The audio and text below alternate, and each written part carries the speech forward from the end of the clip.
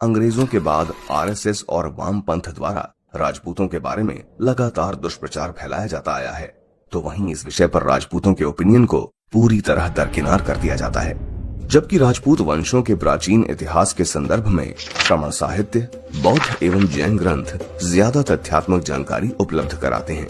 ऐसा इसलिए है क्योंकि जिस प्रकार वैदिक और पौराणिक साहित्य ब्राह्मणों के परिप्रेक्ष्य अनुसार लिखे गए, उसी प्रकार श्रमण साहित्य क्षत्रियों के बौद्धिक विमर्श की उपज है।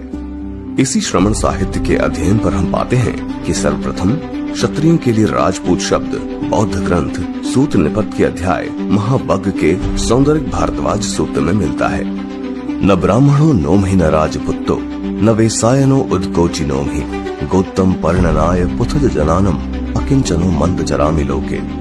बुद्धिस्ट इतिहासकार रॉबर्ट शामर के अनुसार ये संदर्भ बौद्ध धर्म की सबसे पुरानी रचनाओं में से है। असल में पश्चिम भारत में प्रचलित पाली शब्द राजपूत, डिंगल साहित्य में रांगड़, प्राकृत शब्द खतिया, फारसी शब्द खानजादा क्षत्रिय वंशों के लिए ही अलग अलग भाषाओं में प्रयोग होते रहे हैं। अतः इस विषय का शीर्षक राजपूतों की उत्पत्ति के बजाय राजपूत वंशों की उत्पत्ति अधिक सटीक है, क्योंकि सभी राजपूत वंशों की उत्पत्ति उन्हीं श्रमणकालीन 16 जनपदों से है जहां आज भी उनकी बसावट पाई जाती है। जैसे वैश्य या बैस क्षत्रिय, जिनका नाम बिहार के वैशाली शहर से आता है, उनका निकास इतिहासकार अलेक्जेंडर कनिंघम उस लिच्छवी गणराज्य से बताते हैं जिन लिच्छवियों की राजधानी वैशाली थी। वैशाली का नाम लिच्छवी राजा विशाल पर पड़ा, जिनके बाद कालांतर में लिच्छवी बैस या वैश्य कहलाने लगे। इसी लिच्छवी बैस वंश में सम्राट हर्ष हुए, जिनकी राजधानी कन्नौज थी, जहां आज भी बैस राजपूतों के गांव पाए जाते हैं। हॉकी के जादूगर मेजर ध्यानचंद और अवध के क्रांतिकारी बेनी माधो सिंह इसी वंश से थे। प्रसिद्ध बुद्धिस्ट इतिहासकार थॉमस रॉयस डेविड्स अपनी किताब Buddhism the life and teachings of Gautam Buddha में लिखते हैं कि उन्हें कपिलवस्तु, बस्ती, आजमगढ़, फतेहपुर के क्षेत्र में गौतम वंशी राजपूतों का शासन एवं उनकी बसावट मिली। ये वही इलाका है जहां हजारों सालों पूर्व शाक्य वंश का राज था। वे हाईलाइट करते हैं कि समान बसावट के अलावा इस वंश का गौतम नाम और शाक्य मुनि का गौतम उपनाम इस बात की पुष्टि करता है कि आधुनिक गौतम वंश ही प्राचीन शाक्य वंश है।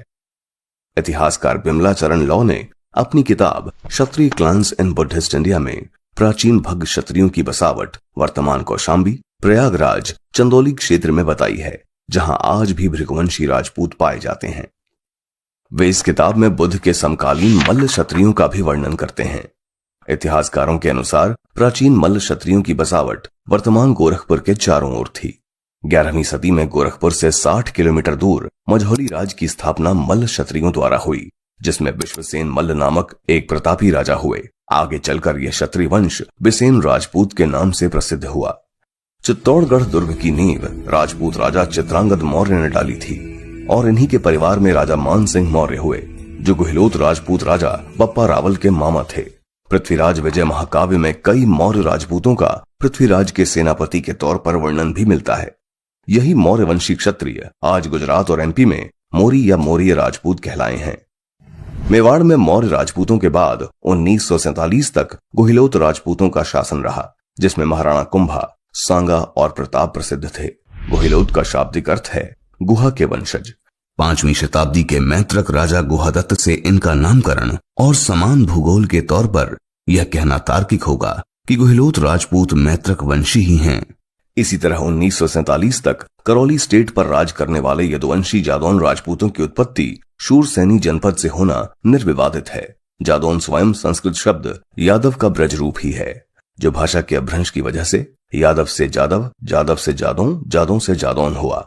करौली, बयाना, जलेसर, आवागढ़, मथुरा, महाबन और कभी धौलपुर में इन्हीं जादौन राजपूतों का शासन रहा। यही क्षेत्र प्राचीन शूरसैनी जनपद का हिस्सा भी था।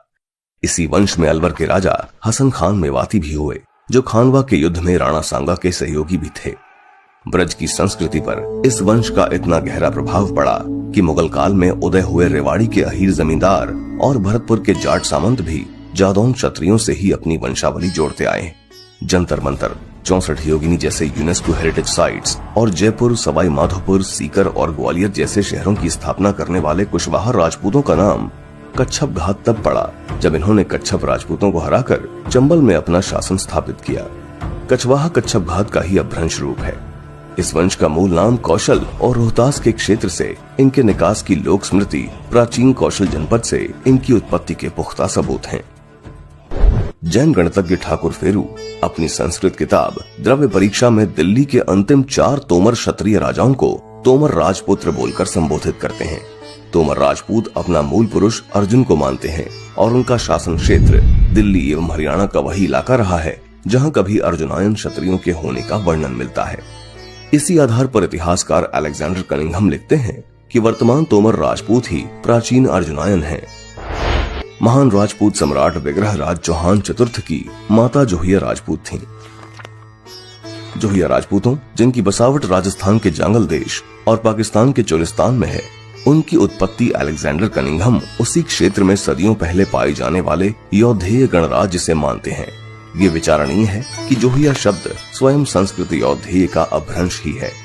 इसी तरह इतिहासकार डीसी सरकार और डीसी गांगुली परमार राजपूतों को मालव क्षत्रिय बताकर उनकी उत्पत्ति मालव गणराज्य में ही मानते हैं। शायद इसलिए परमारों की हर शाखा, चाहे भोजपुर के उज्जैनिया हो या सिंध के सोढ़ा, उनकी लोक स्मृति में मालवा क्षेत्र और महान मालव राजा विक्रमादित्य विशेष स्थान रखते हैं। मालव और परमार राजपूतों का इतना गहरा संबंध है कि पंजाब का वह इलाका जहां सिख राजपूत सरदार भाई बाज सिंह जी परमार, मणि सिंह जी परमार के पूर्वजों का शासन रहा, वह भी मालवा के नाम से ही मशहूर है। पंजाब एवं हिमाचल के कटोच क्षत्रियों के पूर्वज राजा परमानंद चंद अर्थात पोरस का ग्रीक लेखों द्वारा वर्णन है कि उन्होंने अलेक्जेंडर के साम्राज्यवाद पर लगाम लगाई थी। कटोच वंश के सर्वप्रथम राजा सुशर्मा चंद ने रावी, ब्यास और सतलज की भूमि पर प्राचीन त्रिगर्त की स्थापना की, जिसकी राजधानी जालंधर थी। इस बात को भारत सरकार के दस्तावेज भी मानते हैं। कांगड़ा और जालंधर के इस क्षेत्र में कटोच क्षत्रियों की सभी शाखाओं की बसावट तार्किक रूप से भी कटोच और प्राचीन त्रिगर्त के संबंधों पर प्रकाश डालती है। इन सभी उदाहरणों से हमने देखा कि राजपूत वंशों की उत्पत्ति के विषय में सबसे प्रमाण स्वरूप जानकारी उनके नाम, उनकी बसावट और उनके शिलालेख हैं। फिर भी यदि कोई भ्रम फैला रहा है तो उसका उद्देश्य केवल जातिगत घृणा और सामाजिक टकराव है।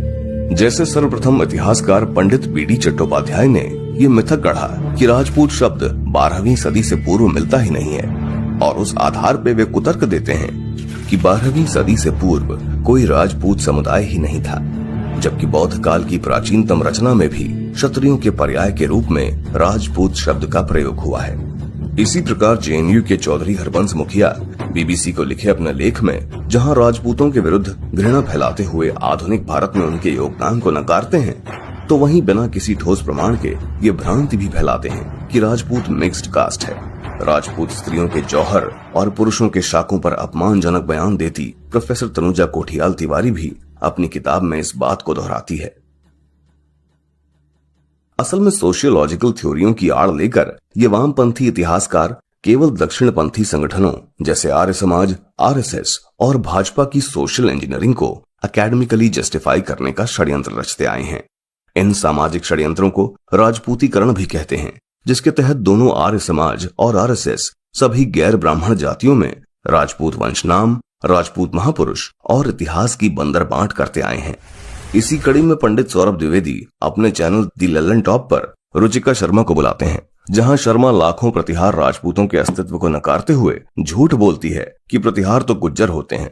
और गुर्जर राट जो था वो गुर्जरों का देश जिसको कहते हैं, और उससे बना गुजरात, उससे गुजरात बना। ये जो गुजरात एरिया था, जो मध्य प्रदेश एरिया था और जो राजस्थान एरिया था, वो सारा कंट्रोल करते थे गुर्जर प्रतिहार। सब में उनको राजपूत नहीं कहा जाता। राजपूत जो टर्म है 16वीं शताब्दी में आया है। अगर आप चाहेंगे तो उसमें भी हम बहस कर लेंगे। ये वही तथाकथित इतिहासकार हैं जो कई सालों से क्षत्रिय समाज के विरुद्ध घृणा फैलाती आई हैं।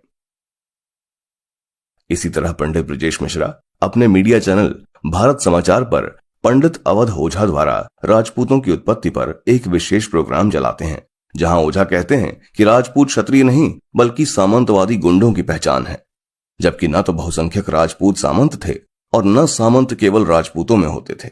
अतः क्षत्रियों के विरुद्ध घृणा फैलाना और उनके इतिहास एवं पहचान पर विवाद खड़ा करने वाला वर्ग एक ही है। आज क्षत्रियों का गुज्जरों से प्रतिहार राजपूतों के इतिहास पर, अहीरों से यदुवंशी राजपूतों के इतिहास पर, काछी समाज से कुशवाहा राजपूतों के इतिहास पर टकराव इसी षड्यंत्र का परिणाम है। सवाल ये उठता है कि इस षड्यंत्र में हिंदुत्ववादी और लेफ्ट लिबरल में एकता कैसे है?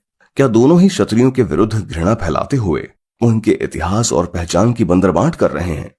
स्वाभाविक उत्तर यही है कि दोनों विचारधाराओं की बागडोर एक ही जाति समूह के हाथों में है, जिनका उद्देश्य देश के संसाधनों और सार्वजनिक संस्थाओं पर अपने वर्चस्व से ध्यान भटकाना है, जिसके लिए ये हर विचारधारा और संस्था का नियंत्रण कर आम जनता को भ्रमित करते हैं।